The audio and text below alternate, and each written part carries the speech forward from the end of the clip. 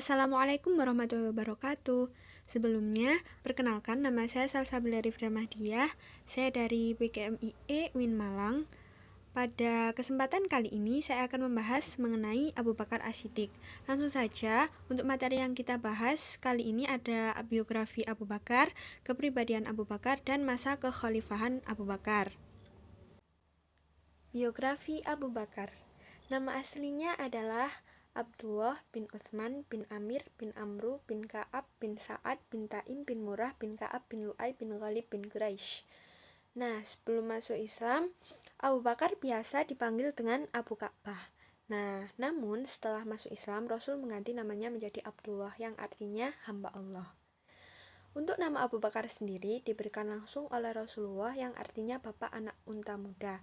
Gelar tersebut diberikan oleh Rasulullah karena Abu Bakar adalah orang yang bersegera memeluk agama Islam setelah sampai kepada Rasul sebuah risalah untuk berdakwah. Nabi Muhammad memberikan gelar As-Siddiq yang artinya yang berkata benar. Nah, setelah Abu Bakar membenarkan sebuah peristiwa yang sangat besar, yaitu Isra Mi'raj, yang diceritakan oleh Rasulullah kepada para pengikutnya. Nah, kemudian Abu Bakar lebih dikenal dengan Abu Bakar As-Siddiq. Garis keturunan Abu Bakar dengan Rasulullah bertemu pada kakeknya yang bernama Murrah. Ibunya bernama Ummu Al-Khair atau Salma binti Syakhr bin Amir bin Ka'ab bin Sa'ad bin Taim. Dengan demikian, ayah dan ibu Abu Bakar nasabnya berasal dari Bani Taim. Abu Bakar lahir di Makkah pada 27 Oktober 573 Masehi. Abu Bakar termasuk ke dalam as-sabiqunal awalun, yaitu orang-orang yang pertama kali memeluk agama Islam. Nah, keislaman Abu Bakar ini membawa pengaruh yang sangat besar di kalangan kaum bangsawan Quraisy. Karena itu beberapa pemuda bangsawan Quraisy seperti Sayyidina Utsman bin Affan, Abdurrahman bin Auf, dan Sa'ad bin Waqqas menuruti jejak langkahnya, yaitu ikut masuk ke dalam agama Islam. Nah, semenjak beliau memeluk agama Islam, Abu Bakar telah menjadi pembela Islam yang paling utama serta seorang sahabat yang paling akrab dan paling dicintai oleh Rasulullah SAW. Yang akan kita bahas yaitu sampai akhirnya Abu Bakar wafat pada usia yang ke-63 tahun, tepatnya di Madinah. Abu Bakar pada 23 Agustus 634 Masehi atau bertepatan dengan tahun 13 Hijriah karena beliau sakit. Kedekatannya dengan Rasulullah tidak membuatnya merasa Abu Bakar sendiri menjabat menjadi khalifah selama 2 tahun. Tidak membedakan asal-usulnya ataupun harta bendanya. Beliau juga tidak segan-segan untuk memberikan bantuan pada orang yang membutuhkan. Ketika beliau menjadi khalifah, beliau sering mendatangi rumah-rumah fakir miskin, anak-anak yatim, dan janda-janda tua guna mengetahui kondisi mereka. Apabila mereka membutuhkan sesuatu, maka dia segera meminta petugas Baitul Mal untuk membawakan keperluan bagi mereka. Kadang-kadang Abu Bakar juga mendengarkan keluhan-keluhan yang disampaikan oleh rakyatnya mengenai kepemimpinannya. Nah, dari situ tidak heran jika semua orang mengenalnya sebagai sosok yang rendah hati dan peduli terhadap semua orang. Yang kedua yaitu dermawan dan suka menolong. Abu Bakar rela menyerahkan seluruh kekayaannya untuk mendukung dakwah Islam. Harta yang dimilikinya banyak digunakan untuk menebus para budak, membiayai perang, dan membantu fakir miskin. Nah, ini ada cerita ya. Suatu ketika Rasulullah meminta kaum muslimin untuk menginfakkan sebagian hartanya untuk membiayai perang. Kaum muslimin pun berlomba-lomba memenuhi seruan Rasulullah SAW. Nah, namun Abu Bakar ini malah menyerahkan hampir semua hartanya. Kemudian Rasulullah bertanya kepada Abu Bakar, "Apa yang kamu tinggalkan untuk dirimu dan keluargamu?" Nah, Abu Bakar menjawab, "Tidak ada. Saya hanya meninggalkan Allah Subhanahu wa taala dan Rasul-Nya." Sungguh mulia hati Abu Bakar ini.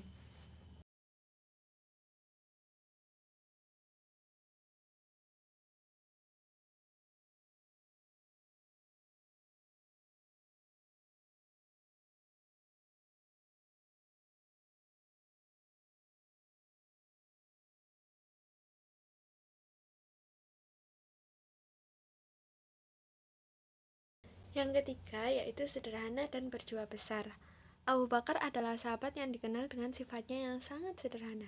Dia tidak suka mengumpulkan harta kekayaan melebihi kebutuhan hidupnya.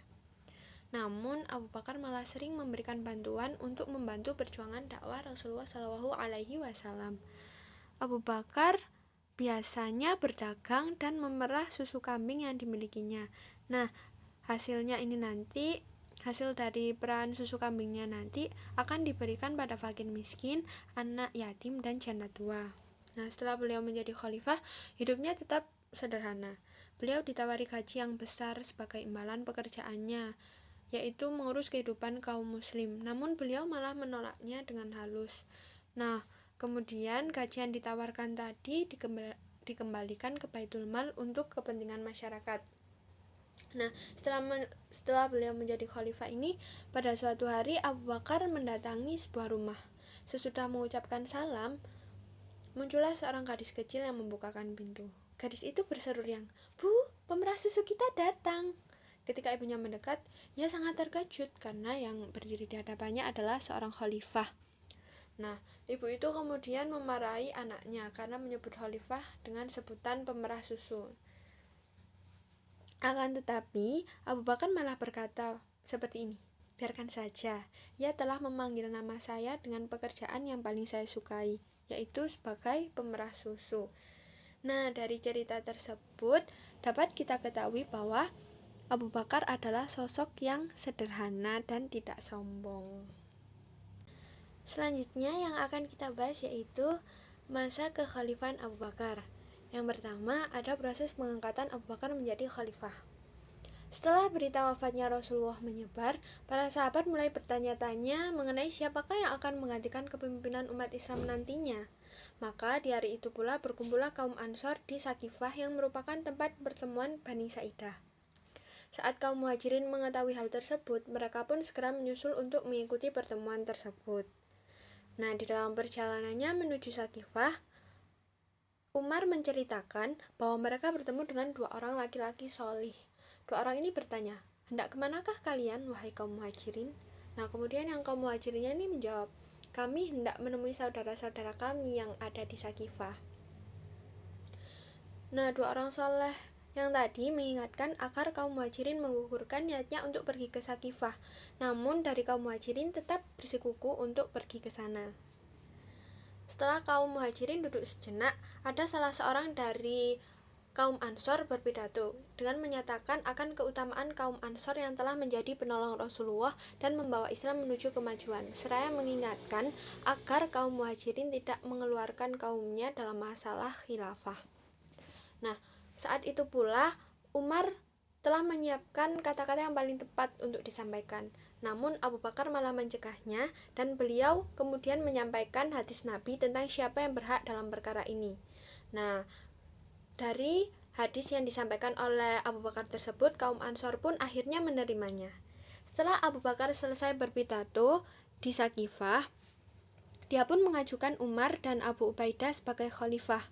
Namun Umar menolaknya, dan Umar juga mengatakan bahwa jikalau lehernya dipenggal pun itu tidaklah cukup untuk dibandingkan jika dia harus menjadi pemimpin di mana Abu Bakar dalam kaum tersebut. Maka pada saat itu pula Umar pun membaiat Abu Bakar diikuti oleh Abu Ubaidah dan kaum Muhajirin. Kemudian kaum Ansor pun mengikutinya. Setelah Abu Bakar mendapat baiat dalam pertemuan di Sakifah, di hari berikutnya, umat Islam pun melaksanakan baiat amah terhadap Abu Bakar. Dalam sebuah riwayat dari Anas bin Malik, ia mengatakan bahwa saat itu Umar berdiri, sedangkan Abu Bakar duduk. Umar berpidato seraya menyebutkan keutamaan Abu Bakar yang telah menjadi orang terdekat Rasulullah yang menemani beliau dalam gua, serta menggantikan beliau sebagai imam sholat ketika Rasulullah sakit. Umar pun meminta agar kaum muslimin untuk membaiat Abu Bakar sebagai pemimpin umat Islam. Saat itulah kaum muslimin membaiat Abu Bakar. Kemudian Abu Bakar gantian berpidato di hadapan seluruh kaum muslimin saat itu. Nah, isi dari pidato Abu Bakar yaitu sebagai berikut. "Hai saudara-saudara, kalian telah membaiat saya sebagai khalifah. Sesungguhnya saya tidaklah lebih baik dari kalian. Oleh karenanya, apabila saya berbuat baik, maka tolonglah dan bantulah saya dalam kebaikan itu. Namun, apabila saya berbuat kesalahan, maka tegurlah saya. Taatlah kalian kepada saya selama saya taat kepada Allah dan Rasul-Nya. Dan janganlah kalian mentaati saya apabila saya berbuat maksiat pada Allah dan Rasul-Nya. Nah, setelah Abu Bakar berpidato, kemudian bersatulah seluruh umat Islam dalam kepemimpinan Abu Bakar. Yang kedua, ada permasalahan yang dihadapi oleh Abu Bakar dan langkah-langkah yang ditempuh oleh Abu Bakar. 1. Memerangi orang murtad, nabi palsu, dan orang-orang yang tidak mau mengeluarkan zakat. Pada awal pemerintahannya, beliau diuji dengan adanya ancaman yang datang dari umat Islam sendiri yang menentang kepemimpinannya. Di antara pertentangan tersebut adalah orang-orang yang murtad. Nah, golongan orang-orang yang murtad ini berasal dari Bani As'ad, Bani Ghatafan, daerah Bahrain, Aman, Najir, dan Yamamah. Mereka meninggalkan sholat dan tidak mau menunaikan haji. Yang kedua, orang-orang yang tidak mau mengeluarkan zakat. Dan yang ketiga, memerangi nabi palsu seperti Musailamah al-Kadzab dari Bani Hanifah di Yamamah, Sajah dari Bani Tamim, Al-Aswad al-Ansi dari Yaman, dan Tulaihah ibnu Khuwailid dari Bani As'ad, serta beberapa pemberontakan dari beberapa kabilah. Untuk mengembalikan mereka pada ajaran Islam, Khalifah Abu Bakar As-Siddiq membentuk 11 pasukan dengan pemimpinnya masing-masing. Setiap pemimpin pasukan mendapat tugas untuk mengembalikan keamanan dan stabilitas daerah yang ditentukan. Adapun 11 panglima dan tugasnya adalah sebagai berikut. 1. Khalid bin Walid diperintahkan untuk memerangi Tulaihah bin Khuwailid yang mengaku sebagai nabi, dan Malik bin Wairah yang memimpin pemberontakan dari Al-Battah yang merupakan suatu daerah di Arab Tengah. Yang kedua, Ikrimah bin Abu Jahal diberi tugas untuk memerangi Musailamah al-Kadzab, yaitu seorang kepala suku yang mengaku-ngaku sebagai nabi di Yamamah. Yang ketiga, Syurahbil bin Hasanah mendapat tugas membantu Ikrimah sebagai pasukan cadangan. Jika tugasnya selesai, ia dan tentaranya diperintahkan langsung menuju pusat wilayah Yamamah. Yang keempat, Muhajir bin Umayyah diutus untuk menundukkan sisa-sisa pengikut Aswad al-Ansi, yaitu orang yang pertama mengaku sebagai nabi di Yaman. Selanjutnya ia harus menuju Hadramaut untuk menghadapi pemberontakan yang dipimpin oleh Qais bin Maksyuh di Jazirah Arab Selatan. Yang kelima, Huzaifah bin Muhsin al-Ghafani diperintahkan untuk mengamankan daerah Daba yang terletak di wilayah Tenggara dekat Oman sekarang juga, karena pemimpin mereka mengaku sebagai nabi. Yang keenam, Arfajah bin Harsamah ditugaskan untuk mengembalikan stabilitas daerah Muhrah dan Oman yang terletak di pantai selatan Jazirah Arab. Yang ketujuh, Suwayyah bin Mukarin diperintahkan untuk mengamankan daerah Tihamah yang terletak sepanjang pantai Laut Merah. Yang kedelapan, Al-Ala bin Hadrami mendapat tugas ke daerah kekuasaan kaum Ridah yang murtad dari Islam. Yang kesembilan, Amru bin Ash ditugaskan ke wilayah suku Kuda'ah dan Wadi'ah yang terletak di barat laut Jazirah Arabia. Yang ke-10, Khalid bin Said mendapat tugas menghadapi suku-suku besar bangsa Arab yang ada di wilayah tengah bagian utara sampai perbatasan Suriah dan Irak. Dan yang terakhir, Ma'an bin Hijaz mendapatkan tugas untuk menghadapi kaum Ridah yang berasal dari suku Salim dan Hawazin di daerah Taif. Abu Bakar berpesan kepada setiap panglima pasukan agar mengajak kaum murtad untuk kembali kepada agama Allah dan patuh kepada khalifah. Jika mereka menerima ajakan ini, mereka tidak akan diperangi. Tetapi apabila mereka membangkang, akan berhadapan dengan pasukan Islam sampai mereka kembali kepada agama Allah Subhanahu wa Ta'ala dan tunduk kepada khalifah. Langkah-langkah selanjutnya yang ditempuh oleh Abu Bakar yaitu pengumpulan Al-Quran. Selama peperangan Riddah, banyak dari penghafal Al-Quran yang tewas. Umar cemas jika bertambah lagi angka kematian itu, yang berarti beberapa bagian lagi dari Al-Quran akan musnah. Kemudian, Umar mengusulkan kepada Khalifah Abu Bakar untuk mengumpulkan Al-Quran. Pada mulanya, Khalifah Abu Bakar menolak usulan tersebut, karena pengumpulan Al-Quran belum pernah dilakukan pada masa hidup Rasulullah SAW. Namun, Umar terus mendesak Khalifah Abu Bakar agar segera melakukan pengumpulan Al-Quran. Akhirnya, Abu Bakar mengiyakan usulan tersebut. Kemudian, Abu Bakar menugaskan Zaid bin Sabit karena beliau paling bagus hafalannya. Langkah pertama yang dilakukan oleh Zaid bin Sabit yaitu mengumpulkan tulisan, baik yang tertulis di kertas, kulit atau binatang, pelepah kurma, tanah keras, maupun dari hafalan para sahabat, untuk membuktikan bahwa apa yang dikumpulkannya adalah benar-benar wahyu yang memperkuat dengan kesaksian dua orang muslim.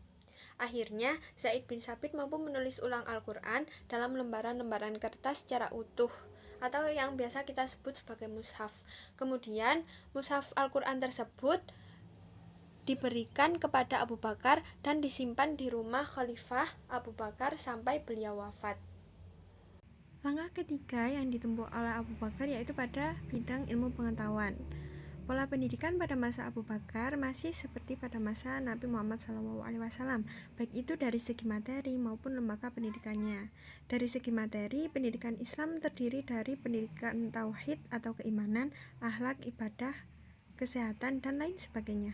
Pada masa Abu Bakar didirikan sebuah lembaga untuk belajar membaca dan menulis.